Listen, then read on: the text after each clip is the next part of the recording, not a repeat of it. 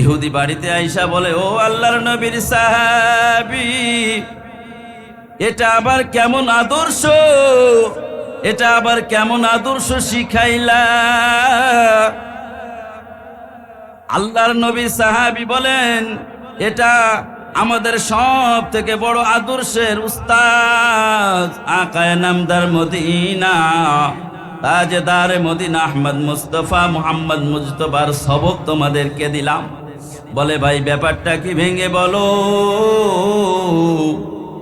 বলে, ও আমার ভাই, ইহুদিকে বলতেছে, ও আমার ভাই, আমার নবী শিখিয়ে গেছেন, ইসলাম শিখিয়ে গেছেন, এমন আদর্শ আমাদেরকে দিয়ে গিয়েছেন। আল্লাহ নবী সাল্লাল্লাহু আলাইহি ওয়াসাল্লাম বলেন, মা ইয়াবলুগু হাক্কাল জার ইল্লা কলিল। খুব কমই মানুষ জানে যে পাড়া প্রতিবেশীর কি হক আছে, খুব কমই মানুষ জানে একজন পাশের বাড়ির গরিব সন্তানের কি হক আছে, খুব কম মানুষ জানে তার পড়শির কি হক আছে, খুব কম মানুষ জানে তার আত্মীয়তার কি হক আছে, খুব কম মানুষ জানে তার মা বাবার তার সন্তানের পরে কি হক আছে, খুব কম মানুষ জানে সন্তান তার মা বাবার উপরে কি হক আছে। আমার আল্লাহ বলেন, কলিলুম মিম্মান রহিমাহুল্লাহ, খুব কম মানুষ এমন আছে, ফামা জালা ইউসিহুম বিল জার ওয়া হাত্তা যান্নু আন্নাহু সাইওয়ারিসুহু। তবে নসিহত করব, আলোচনা খুবই গুরুত্বপূর্ণ এবং সাময়িক আলোচনা, যেটা আমার আপনার প্রতিনিয়ত সমাজে ঘটছে, হচ্ছে, যেটা থেকে আমাদের জান্নাতে যাওয়া, জাহান্নামে যাওয়া প্রতিনিয়ত সকাল সন্ধ্যা দুপুর প্রতিনিয়ত ক্ষণে ক্ষণে, যেটা একবার জান্নাতি একবার জাহান্নামী, একবার জান্নাতি একবার জাহান্নামী, দুদিকে আমরা ছড়িয়ে পড়ছি। আখেরে আঞ্জাম আল্লাহ কি রাখবে আল্লাহ তাআলাই ভালো জানে। ঠিক সেই একটা বিষয় আপনাদের পরে আলোচনা করার জন্য আমি সূরাতুন নিসার 36 নম্বর আয়াত আমি আপনাদের সামনে তেলাওয়াত করেছি। এই 36 নম্বর আয়াতের মধ্যে আল্লাহ তাআলা একটি নির্দেশনা আমাদেরকে দিয়েছেন। নির্দেশনা হলো, সর্বপ্রথম আল্লাহ তাআলা বলেন, ওয়া'বুদুল্লাহ ওয়ালা তুশরিকু বিহি শাইআ। আল্লাহ পাক আমাদেরকে আল্লাহ তাআলার ইবাদত করার জন্য বলেছেন এবং সাথে সাথে বলেছেন, ওয়ালা তুশরিকু বিহি শাইআ, আল্লাহ তাআলার সাথে কাউকে শরীক করা যাবে না। মূলত এই আয়াতটি আমাদের যে আজকে আলোচ্য বিষয়, এই আলোচ্য বিষয়ের একটা ভূমিকা মাত্র।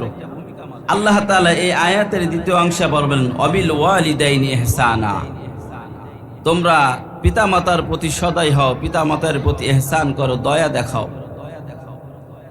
এরপরে যে বিষয়গুলো আসছে সেই বিষয়গুলো আজকে আমাদের আলোচনার বিষয়। আল্লাহ তাআলা বলেন, অবিদিল কুরবা, এবং তোমরা তোমাদের আত্মীয় স্বজনদের প্রতি তোমরা ইহসান করবা। আল্লাহ পাক আমাকে আপনাকে দুনিয়ায় পাঠিয়ে সর্বপ্রথম সবক দিচ্ছেন আমাদেরকে তার ইবাদত করার জন্য।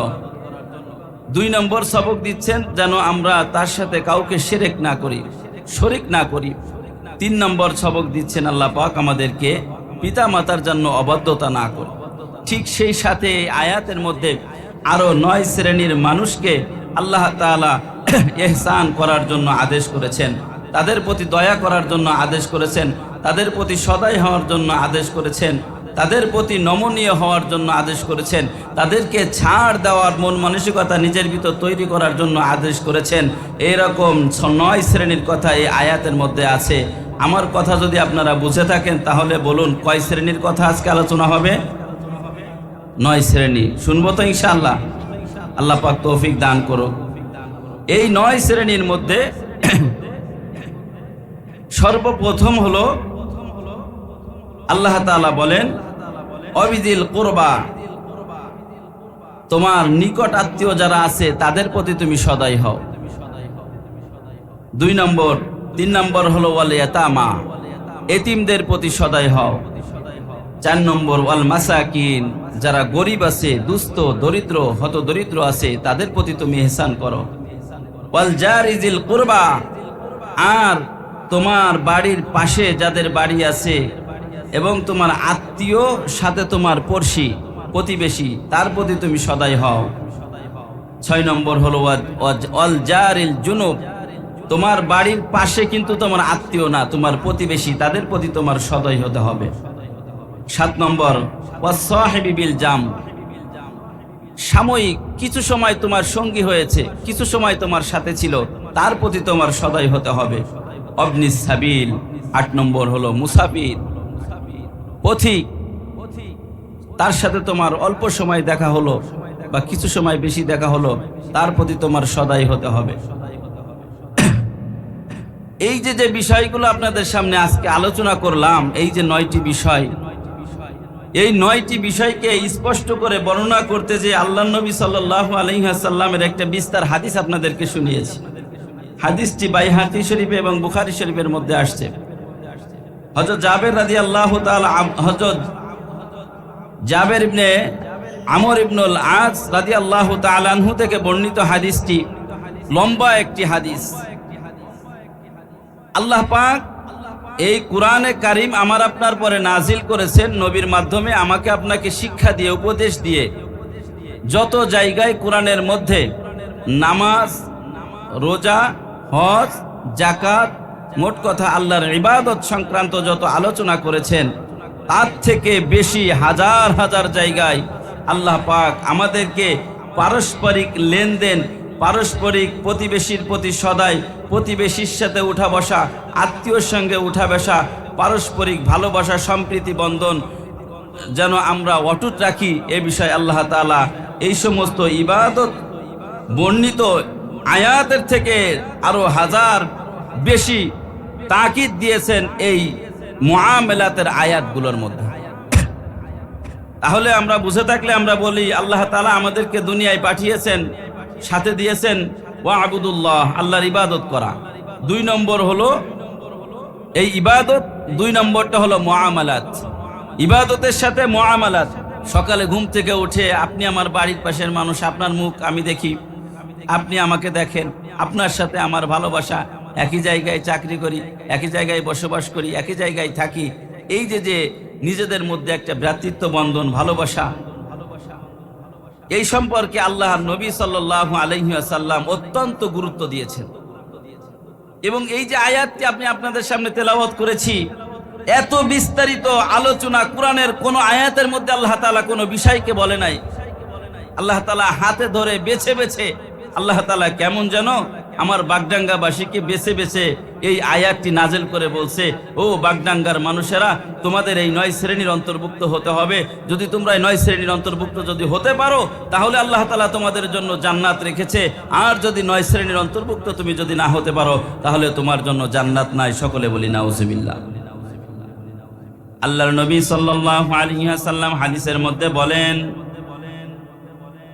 মান আগলাকা বাবাহু দুনা জারিহি মাকাফাতা আলা আহলিহি ওয়া মালিহি, যে ব্যক্তি তার নিজের ঘরের দরজা বন্ধ করলো এই ভয়ে যে বাড়ির পাশের একজন আপনার বাড়িতে আসছে, মনে হয় আমার বাড়িতে ঢুকে আমার মাল চুরি করবে, অথবা আমার কোনো সম্পদ নিয়ে যাবে, অথবা আমার পরিবার পরিজনকে কোনো ডিস্টার্ব করবে। মান আগলাকা বাবাহু মাখাফাতা মিন আহলিহি ওয়া মালিহি, এই ধরনের ভয় যার মধ্যে থাকবে, নবীজি বলেন ফালাইসা বিমুমিন, এই ব্যক্তি মুমিন হতে পারবে না। এর উদ্দেশ্য কি? এর দ্বারা উদ্দেশ্য হলো, আল্লাহর নবী বুখারী শরীফে আরেকটি হাদিস বর্ণনা করে বলেছেন, আল্লাহু তাবারাকা ওয়া তাআলা আল্লাহি লা ইউমিন, আল্লাহি লা ইউমিন, আল্লাহি লা ইউমিন। আল্লাহ তাআলা 3 বার কসম খেয়েছে। আল্লাহর কসম করে বলি ওই ব্যক্তি মুমিন না, আল্লাহর কসম করে বলি ওই ব্যক্তি মুমিন না, আল্লাহর কসম করে বলি ওই ব্যক্তি মুমিন না। সাহাবায়ে কেরাম জিজ্ঞাসা করলেন, কিলা ওয়ামান ইয়া রাসূলুল্লাহ, আপনি 3 বার তাকিদ দিয়ে বললেন ওই ব্যক্তি মুমিন নয়, কে সে ব্যক্তি? ক্বালা রাসূলুল্লাহ সাল্লাল্লাহু আলাইহি ওয়াসাল্লাম, আল্লাযী লা ইউআমানু জারুহু বাওয়াকিহু, ওই ব্যক্তি মুমিন নয় যে ব্যক্তির হাত ও মুখ হতে, জবান হতে, অঙ্গ প্রত্যঙ্গ হতে তার প্রতিবেশী নিরাপদ নয়। যার জুলুম হতে, যার অত্যাচার হতে, যার অনিষ্টতা হতে, যার অন্যায় হতে তার বাড়ির পাশেওয়ালা প্রতিবেশী তার থেকে যে ব্যক্তি কষ্ট দেয় মুক্ত নয়, এই ব্যক্তির কথা আল্লাহর নবী বলেন।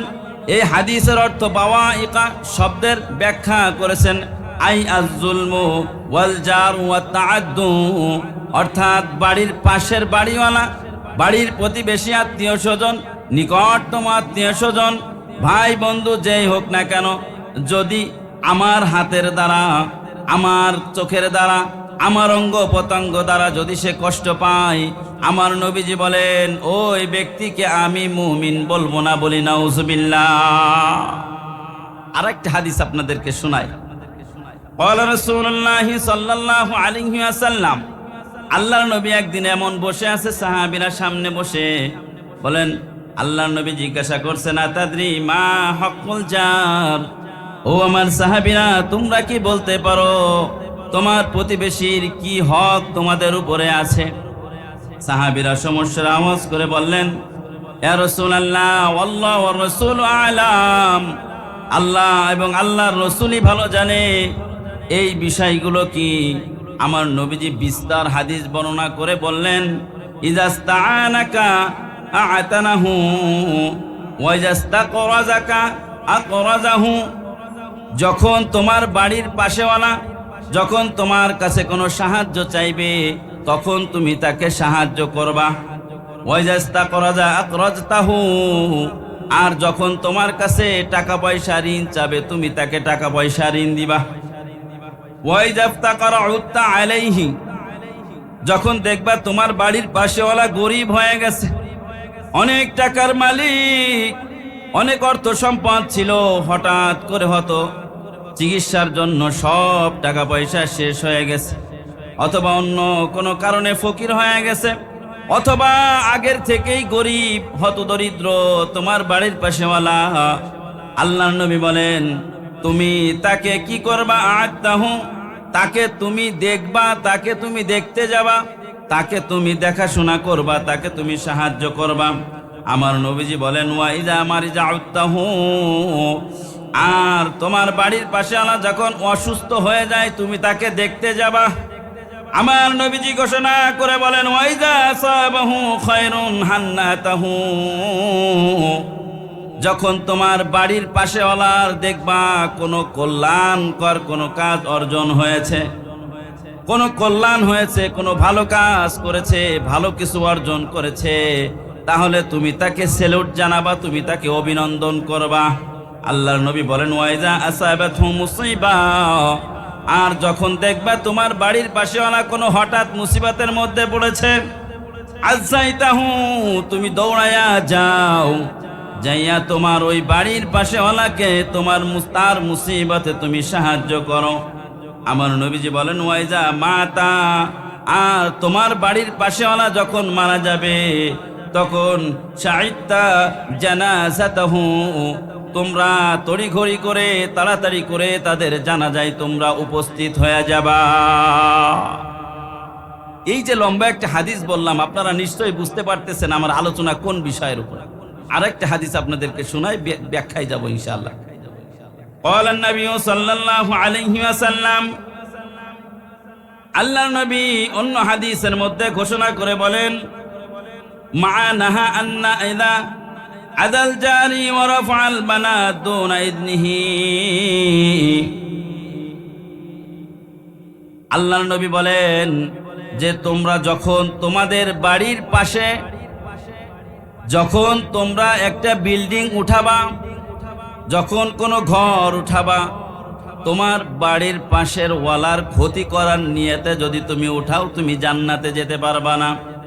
আল্লাহর নবী বলেন নাহা আন আজিল জার, আল্লাহর নবী নিষেধ করেছেন আন আজাল জার, খবরদার তোমার প্রতিবেশীকে তোমরা কষ্ট দিবা না। আল্লাহর নবী অন্য হাদিসের মধ্যে বলেন ওয়ালা তাস্তাতিলু আলাইহিল বিনা, তোমরা এত বড় অট্টালিকা তোমার পাশের বাড়িওয়ালার জন্য করবা না, যার কারণে নাজহাবু আনহু রিহু ইল্লা বিইذনিহি, এমন ভাবে ঘর বানাইলা যে তোমার ঘরের কারণে তোমার বাড়ির পাশের ওয়ালার বাড়িতে বাতাস পর্যন্ত ঢোকে না, 10 তলা বিল্ডিং করলা, নিচেই তোমার বাড়ির পাশের ওয়ালা 1 তলা বিল্ডিং করার মতো ক্ষমতা নাই, বাতাস বন্ধ করার নিয়তে তুমি করলা। আমার নবীজি বলেন ইল্লা বিইذনিহি, তোমার বাড়ির পাশে ওয়ালার কাছে তুমি অনুমতি নাও, সে যদি তোমাকে অনুমতি দেয় তাহলে বড় বিল্ডিং করবা। আমার নবীজি বলেন ওয়ালা ফাকিহাতুন ফাহাদিলা।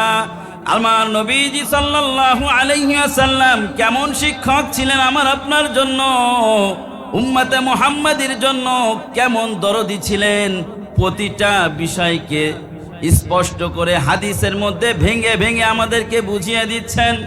আমার নবীজি বলেন ওয়ালা, যখন নাকি তোমরা ওয়ালা তুআদ্দি বিকিতারি কিদরিকা ইল্লা আন তা'রিফা লাহু মিনহা, তোমরা তোমাদের ড্যাগের মধ্যে তরকারির ঘ্রাণ দিয়া বাড়ির পাশে ওলাকে কষ্ট দিবা না, পারলে তরকারির মধ্যে একটু ঝোল বাড়াইয়া তাকে দিবা। আমার নবীজি বলেন ওয়ালা ফাকিহাতুন ফাহাদিলা, তুমি টাকাওয়ালা পয়সাওয়ালা ধনীওয়ালা প্রতিদিন তোমার সন্তানের জন্য তুমি ফল কিনে নিয়ে আসো, ইলিশ মাছ কিনে আনো, গরুর গোশত কিনে নিয়ে তুমি বাড়িতে আসো, আর তোমার বাড়ির পাশেওয়ালা গরিবের সন্তান তোমার সন্তানের দিকে তাকায়া থাকে। আমার নবীজি বলেন ফাইসালা হবে আসমান থেকে, ও বান্দা, যদি তুমি জান্নাতে যেতে চাও তাহলে তোমার উচিত হলো তুমি যে 1 কেজি ফল কিনলা, ওখান থেকে একটা ফল তোমার বাড়ির পাশে যে গরিব বাচ্চাটা আছে তাকে তুমি দাও। আল্লাহর নবীজি বলেন ফাইল্লাম তাফআল ফাদখুলহা সিররা, যদি তোমার মনটা ছোট হয়, যদি তুমি সেটা দিতে না চাও, তাহলে একটা পলিথিনের মধ্যে করে, একটা ব্যাগের মধ্যে করে সেরে ঢেকে তোমার ঘরে তুমি প্রবেশ করো। আমার নবীজি বলেন ওয়ালা ইয়াখরুজ বিহা মা ইয়াবলুগু হাক্কাল জার ইল্লা কলিল। আমার নবীজি ঘোষণা করে বলেন কেমন উস্তাদ, আমার আপনার নবী কেমন শিক্ষক, প্রতিটা বিষয় আমাদেরকে হাদিসের মধ্যে পাই টু পাই বুঝিয়ে দিচ্ছে।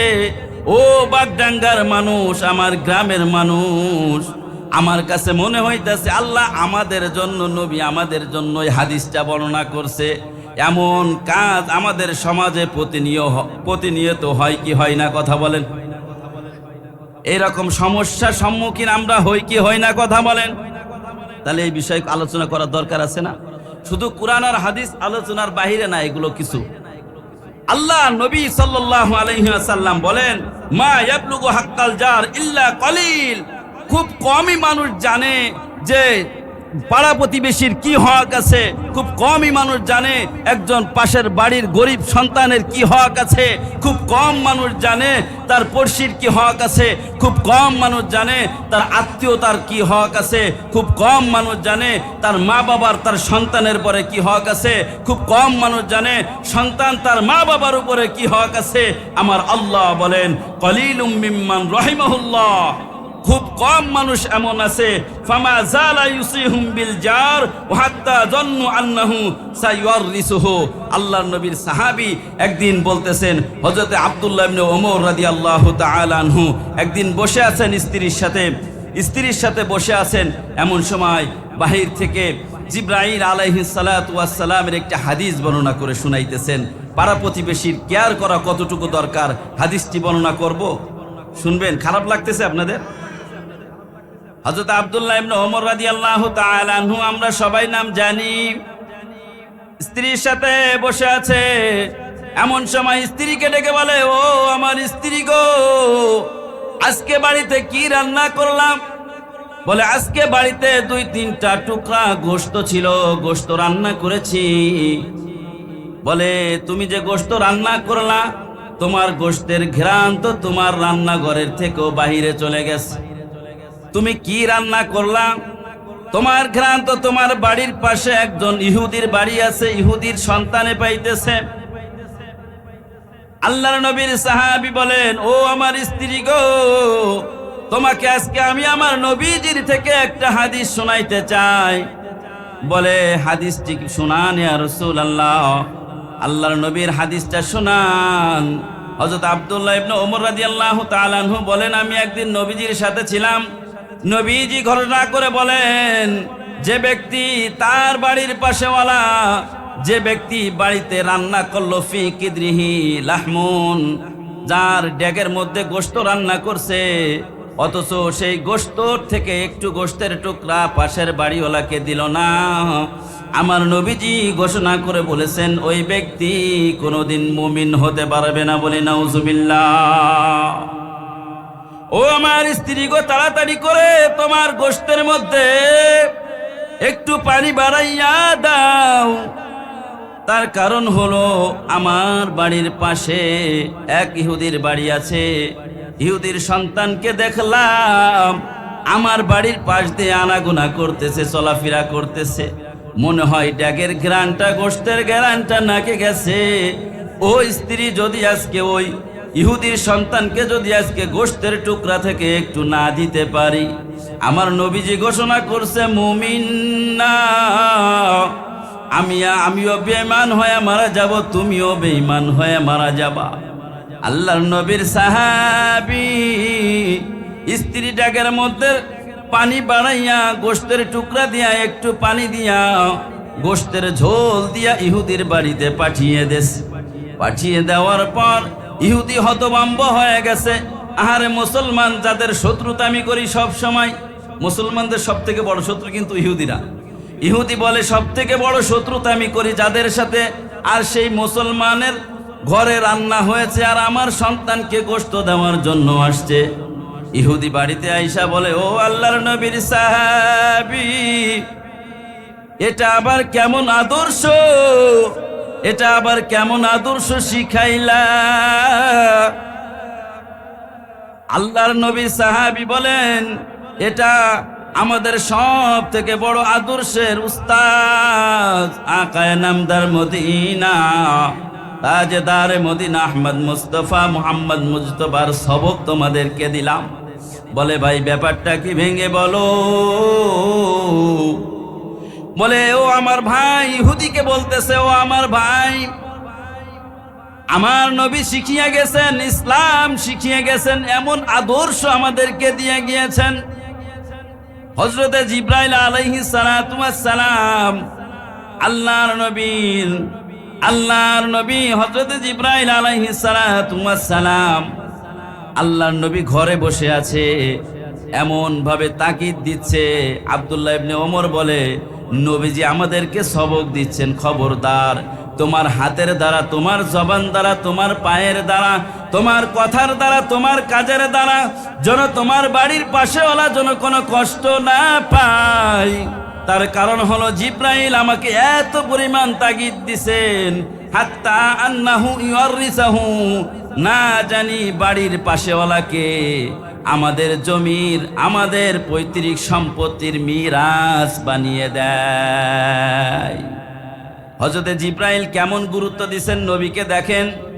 কোরআন নাজিল হয়েছে, হাদিস নাজিল হয়েছে, নবীজি কখনো এই কথা বলেন নাই আন্নাহু ইয়ারিসাহু, আমি ভয় পাইতেছি জিবরাইল এত পরিমাণ আদেশ আমার আল্লাহর থেকে আইনাও আমার উপরে নাজিল করতেছে, না জানি আমার বাড়ির পাশেওয়ালা আমার থেকে মিরাসের বাকি হয়ে যায়। তাহলে কত বড় গুরুত্ব দেখেন। তাহলে আমরা আজকে মাহফিল থেকে বুঝতে পারলাম, আজকের আমাদের আলোচ্য বিষয় প্রতিবেশীর হক সম্পর্কে। শুনবো তো ইনশাআল্লাহ? খবরদার কেউ উঠবেন না, যদি কারোর উঠার বিয়ারাম থাকে আগের থেকে উঠে যাবেন।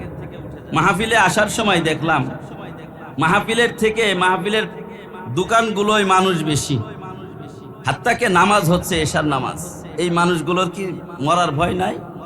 এই মানুষগুলো কি মরা লাগবে না? আবার দেখবেন এদেরকেও যদি আপনি বলেন যে ভাই একটু কোরআনের মাহফিলে আসো, কোরআন শিখো, কয় জীবনে শিখি নাই, সূরা কালাম পারি না, বাপ মা শিখাই নাই। হ্যাঁ, ছোটকালে এখন যে রকম ব্যবস্থা আছে, এত ব্যবস্থা কি আগে ছিল নাকি? এত কিছু ছিল না, পারি না। আরে তুমি মারা গেলে তো তোমার উত্তরটা মসজিদের ইমাম সাহেব দিবে না। আচ্ছা, দুয়ে দিয়ে কত হয় বলেন? দুয়ে দিয়ে কত হয় এটা বুঝতে একটা ছোট বাচ্চাও বুঝবে না। দুয়ে দিয়ে যেমন 4 হয়, ঠিক তেমনি ভাবে আমার আল্লাহ কোরআনের মধ্যে আয়াত নাজিল করে বলেছেন ওয়ালাকাদ ইয়াসসারনাল কুরআন, আমি আমার বান্দাদের উপরে কোরআনটাকে সহজ করে দিয়েছি, বলি সুবহানাল্লাহ।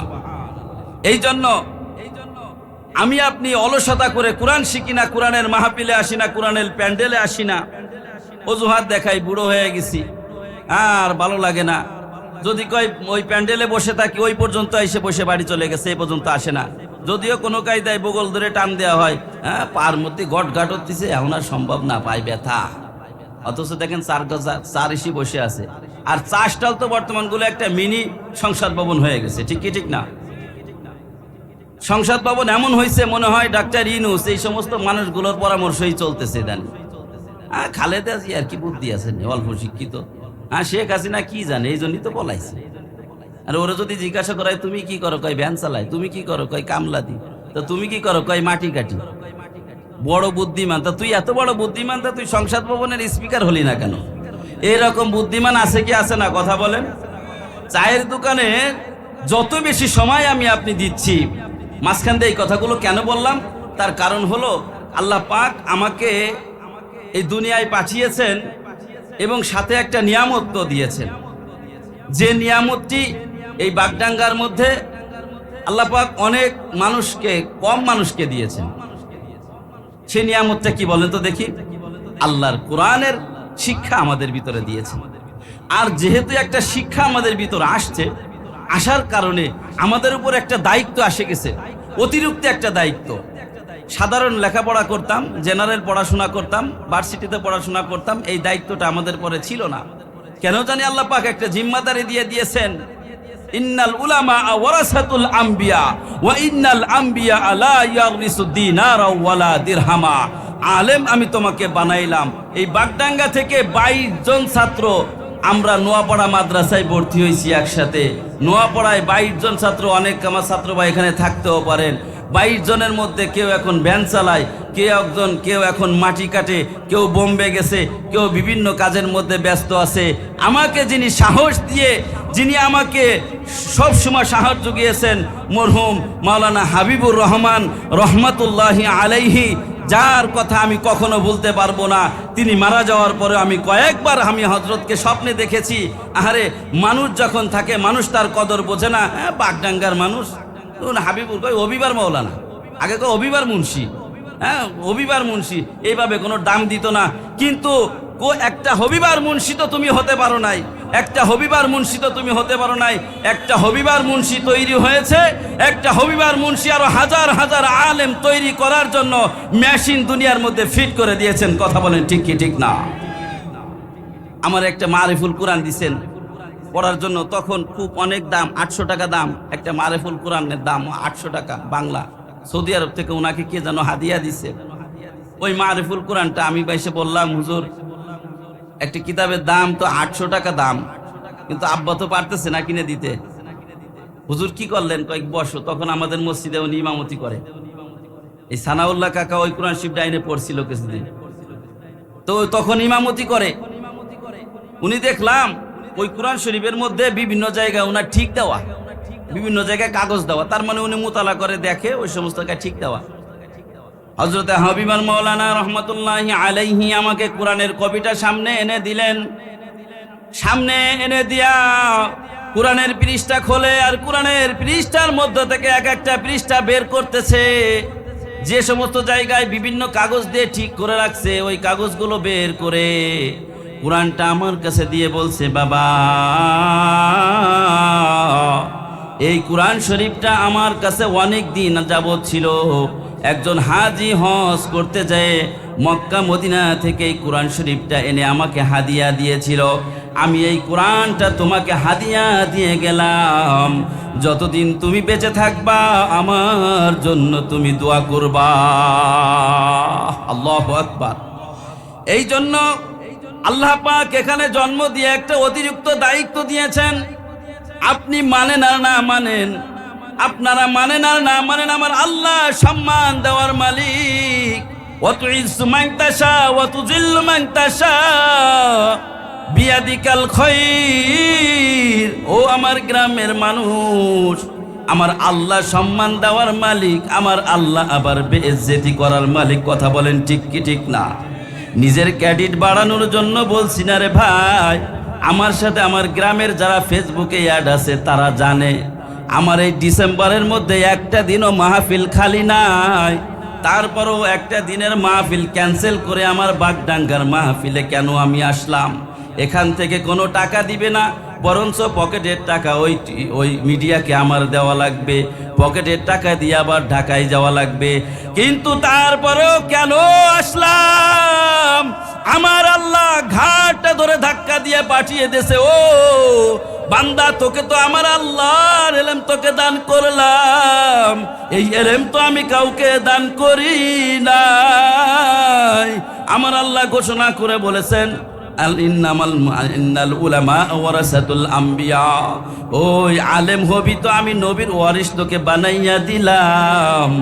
তোর গ্রামের অনাচার হতো, জীবনে মাহফিলে যায় বলস নাই। তোর গ্রামের লোক সুদ খাইতো, জীবনে মাহফিলে যায় বলো নাই। তোর গ্রামের মানুষ অনলাইনের ব্যবসা করত, চুরি বাটপারি সব থেকে বড় ব্যবসা হলো অনলাইনের ব্যবসা। শুনতেছি বাগডাঙ্গার মধ্যে অনলাইনের ব্যবসা ঢুকে গেছে। অনলাইনের ব্যবসা করো, জীবনে বলস নাই। ও বান্দা, তোর বাড়ির পাশে ওলাকে কেন বুঝাও নাই?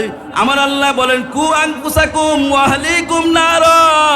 ও বান্দা, তুই নিজে জান্নাতে যাওয়ার জন্য ছুটছো, তুমি নিজে জান্নাতে যাইবা, আর তোমার গ্রামের মানুষগুলো না বুঝে জাহান্নামে যাবে। তোমাকে ধইরা কলারটা ধরে তোমাকে জাহান্নামে দিব, তোমার গ্রামবাসীওয়ালাকে বাঁচাইয়া দিব। ও আমার বাগডাঙ্গার যুবকের দল, চাচারা বাবারা যারা আছেন, আপনাদেরকে হাতে ধরি পায়ে ধরে একটা কথা বলে যাই।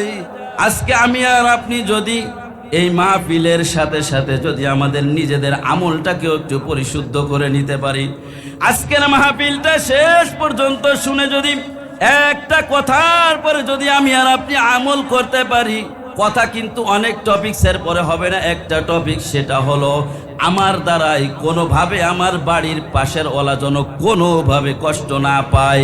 এইরকম নিয়ত যার যার আছে সে বসেন, আর এরকম নিয়ত যার যার নাই এখনো সময় আছে, উঠে হাঁটা দেন। সময় দিলাম। যে পারবেন না আজকে এই কথাটা মানতে সে চলে যান, আর যে পারবেন বসেন। আল্লাহ নবী সাল্লাল্লাহু আলাইহি ওয়াসাল্লাম যে বিস্তারিতভাবে হাদিসের মধ্যে বর্ণনা করেছেন, এত বিস্তারিত হাদিস বর্ণনা আল্লাহর নবী কোনোটা করেন নাই, এত বিস্তারিত আমার আল্লাহ তাআলা কোনো আয়াতের মধ্যে করে নাই। চ্যালেঞ্জ করলাম। অথচ আল্লাহ তাআলা ইবাদতের কথা বলছেন। ইবাদত ছাড়া জান্নাতে যাওয়া যাবে ভাই? ইবাদত ছাড়া জান্নাতে যাওয়া যাবে না। ইবাদত তো লাগবেই। ইবাদতের সাথে সাথে আমার আল্লাহ হাদিসের, আমার নবীজি হাদিসের মধ্যে বলছেন, এত মানুষ এত পরিমাণ কাল কিয়ামতের ময়দানে জাহান্নামে যাবে। কিছু মানুষ এমন থাকবে সারাদিন নামাজ পড়তো, সারাদিন রোজা রাখতো, আর ওই বান্দা তার পাড়া প্রতিবেশীর হক নষ্ট করছে, পাড়া প্রতিবেশী বাড়িওয়ালার পাশের বাড়িওয়ালাকে কষ্ট দিছে, বিভিন্ন অ্যাঙ্গেলে তাকে কষ্ট দিছে। ওই বান্দা যদি তাকে মাফ না করে, সে মাফ হবে না। হক হলো তিনটা, বলেন হক কয়টা? একটা হলো হকুল্লাহ, একটা হলো আল্লাহর হক, 2 নম্বর হলো হকুল ওয়ালিদাইন, পিতা মাতার হক, 3 নম্বর হলো হকুল জার, 3 নম্বর হলো পাড়া প্রতিবেশীর হক। পাড়া প্রতিবেশীর হক কেমন আমার নবীজি হাদিসের মধ্যে বর্ণনা করে বলেন, ও আমার দুনিয়ার মানুষ, তোমাদেরকে বর্ণনা করে যায়। আমার নবী বলেন লা ইউমিনু লা ইউমিনু লা ইউমিন। ও আমার সাহাবীরা, মুমিন হতে পারবে না যতক্ষণ পর্যন্ত কোন বান্দা বাওয়াকিয়াহু তার নিজের জুলুমের থেকে তার প্রতিবেশীকে নিস্তার না দিবে। আমার নবীজি বলেন, তোমরা কি জানো পাড়া প্রতিবেশীর হক কি? আমার নবীজি 1 নম্বরে বলতেছেন, কথাগুলো ভালো করে শুনবেন। ইদাস্তাআনাকা আনাতাহু, যখন তোমার কাছে বাড়ির পাশে ওলা কোনো সাহায্য চাবে, তখন তুমি তাকে সাহায্য করবা। বাড়ির পাশে ওলা যখন এসে বলবে, ভাই আমি খুব বিপদে পড়ছি, আমাকে কয়টা টাকা, তুমি আমাকে একটু সাহায্য করো না। তোমার বাড়ির পাশেওয়ালা একটা বোঝা পড়ে গেছে, তোমাকে বলতেছে যে ভাই আমাকে বোঝাটা একটু উঠাই দাও না। নতুন ঘর বানছে, বলে ভাই ঘরের চালটা একটু উঠাই দাও না। অনেক মানুষ এমন আছে, আরে ভাই তোমারটা তুমি উঠাই নাও, আছে কি আছে না কথা বলেন। আমার নবীজি বলছেন খবরদার, আজকের বাগডাঙ্গার মাহফিল থেকে তোমাদের সবক নিতে হবে। তুমি যতই নামাজ পড়ো, যতই ইবাদত করো, তোমার কোনো ইবাদত কাজ হবে না যতক্ষণ পর্যন্ত তুমি তোমার পাশের ওয়ালাকে তুমি সাহায্য না করবা। 2 নম্বর হলো ওয়াইদাস্তাকরাদা ফাস্তাকরাদাহু, যখন তোমার বাড়ির পাশেওয়ালা তোমার কাছে টাকা কর্জ চাবে তুমি তাকে কর্জ দিবা। আমার আর আপনার কাছে যখন মানুষ ঠেকাই পড়ে তখনই তো কর্জ চাই, ঠিক কি ঠিক না? আবার কিছু মানুষ এমনও আছে খালি একবার টাকা নিতে পারলে জীবনে আর তোর কাছে আসছে। অনেক দোকানদার দেখবেন দোকানে, এই দোকানে থেকে টাকা খেয়ে বাকি হয় 5,000 টাকা বাকি, এই দোকান থেকে পরে আরেক দোকানে যায়, আরেক দোকান থেকে আরেক দোকানে, এইভাবে টাকা বাকি করতে করতে এক পর্যায়ে ওই দোকানদারের সামনে দিয়েই আর হাঁটে না। যদি টাকা চেয়ে বসে, খবরদার এই নিয়েতে না।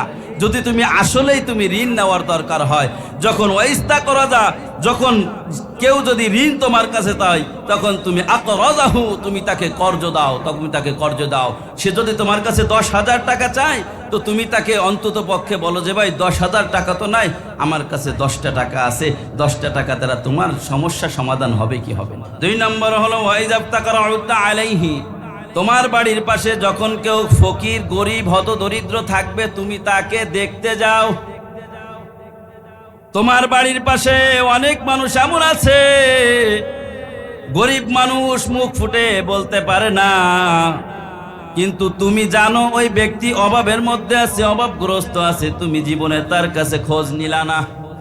বরং আমাদের স্বভাব হলো কেমন, যদি আমরা জীবনে কোনোদিন কাউকে কোনো টাকা পয়সা কর্জ দিয়েছি, যদি কোনো গরিবকে সাহায্য সহযোগিতা করেছি, আমরা পরবর্তীতে যখন নাকি তার সাথে ঝগড়া বাঁধে অথবা কোনো বিষয়ে কথা কাটাকাটি হয়, আমরা মুখ ফুটে বলে দিই তোকে না আরো 5 বছর আগে এত টাকা দিয়ে সাহায্য করছিলাম।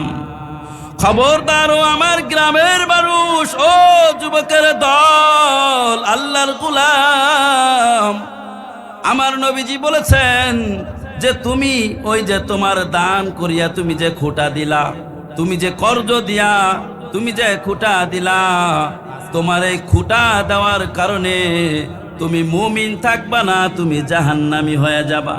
আমার নবীজি বলেন ওয়াইজা মারিজাউত্তাহু, তোমার বাড়ির পাশেওয়ালা যখন রোগাক্রান্ত হয়ে যাবে, রোগাগ্রস্ত হয়ে যাবে। আমরা কয়জন মানুষ এমন আছি যে আমার বাড়ির পাশেওয়ালা অসুস্থ দেখতে গেছি? কয়জন আছি এমন? আমার নবীজি সাবধান করে বলছে তোমার বাড়ির যখন পাশেওয়ালা অসুস্থ হয়ে যাবে তুমি তাকে সেবা শুশ্রূষা করো, সেবা করতে হবে। আল্লাহ নবী বলেন ওয়াইজা আসাবাতহু খায়র, যখন বাড়ির পাশেওয়ালা কোনো কল্যাণকর কাজ অর্জন করবে তখন তাকে অভিনন্দন জানাও। বাড়ির পাশেওয়ালা মনে করেন গরিবের একটা সন্তান লেখাপড়া করছে, এখন অনেক টাকা পয়সাওয়ালা হয়ে গেছে, অনেক ধনী হয়ে গেছে, এখন অনেক কিছু করে, মানুষ তাকে সম্মান করে। আমি এক সময় বড় লোক ছিলাম, টাকাওয়ালা ছিলাম, কিন্তু এখন আমাকে কেউ মূল্য দেয় না। আমার নবীজি বলছে ওই ব্যক্তি যে কল্যাণের দ্বার প্রান্তে পৌঁছে গেছে তুমি তাকে সেলুট জানাও, আলহামদুলিল্লাহ ভাই তোমার আগে অবস্থা খুব খারাপ ছিল, এখন খুব ভালো, তোমাকে অভিনন্দন জানাই। বাড়ির পাশের মেয়েকে যদি বিবাহ, ভালো জায়গায় বিবাহ বন্ধন আবদ্ধ হয়, যদি ঘটক আসে আমাদেরকে অভিনন্দন জানাইতে হবে, আলহামদুলিল্লাহ ভাই তোমার মেয়েটাকে বিবাহ দেওয়ার জন্য চেষ্টা করো, আমার বাড়িতেও জায়গা আছে, যদি কোনো অসুবিধা হয় আমার বাড়িতে তুমি একটু, আমার জায়গা তোমার জন্য খালি আছে, আমার জায়গা তুমি ব্যবহার করতে পারো। কিন্তু আমাদের অবস্থাটা কি বলেন? আমরা কই যদি জিজ্ঞাসা করে একটু দেখে শুনে করেন, যদি জিজ্ঞাসা করে কি বলি, কই একটু দেখে শুনে করেন। আরে দেখে শুনে করেন মানে কি? ওর কানের মধ্যে বীজ ঢুকাইয়া দিল যে না এখানে আসলে করা যাবে না, অ্যাঙ্গেলে মারলো, সরাসরি মারলো না। এই ব্যক্তি জান্নাতে যেতে পারবে? জান্নাতে যেতে পারবে না। আল্লাহ নবীজি বলছেন যখন কোনো ভালো সংবাদ হলো তুমি তাকে সাপোর্ট করো, ওয়াইজা আসাবাতহু মুসিবা, আর যখন কেউ বিপদে পড়বে তুমি তাড়াতাড়ি করে যাও। আহারে ভাই তোমার মেয়েটা হঠাৎ অসুস্থ হয়ে গেছে, আহারে তোমার স্ত্রী হঠাৎ হার্ট অ্যাটাক করছে, তুমি তাড়াতাড়ি করে দৌড় দাও। গতকাল রাত 1টার সময় ফোন আসছে আমার বাসায়, আমি মাত্র মাহফিল শেষ করে বাসায় আসছি, ওই হুজুর আমাদের বাড়িতে একটু আসেন তাড়াতাড়ি করে, কি হয়েছে? ওই আমার মা শুধু হাসতেছে। মহিলা শুধু হাসে, জিনে ধরছে আর কি, শুধু হাসতেছে।